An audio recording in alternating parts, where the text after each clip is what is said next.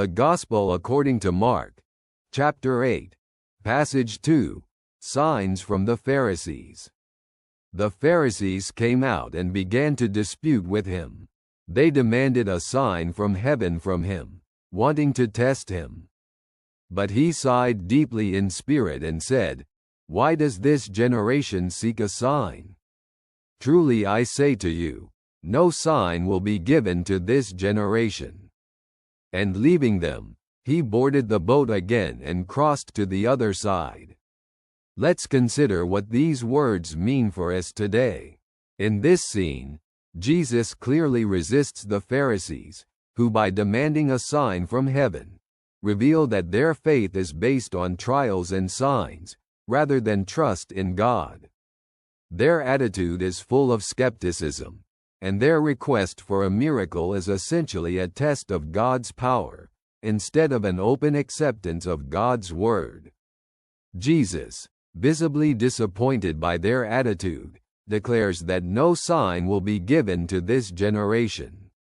This shows that Jesus does not want people to believe only in what they can see, but to base their faith on a personal relationship with God, full of trust.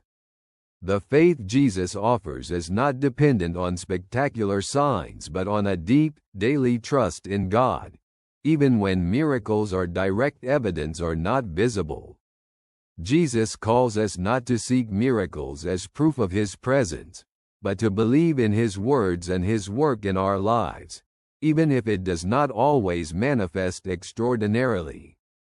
True faith is the trust that does not require physical evidence, but believes that God is present, acts, and guides, even when we do not directly perceive it. Often in our lives, we tend to expect signs, evidence, or the fulfillment of our requests in visible ways. But Jesus reminds us that faith in God is not dependent on what we see, but on how deeply we trust His word and His plan.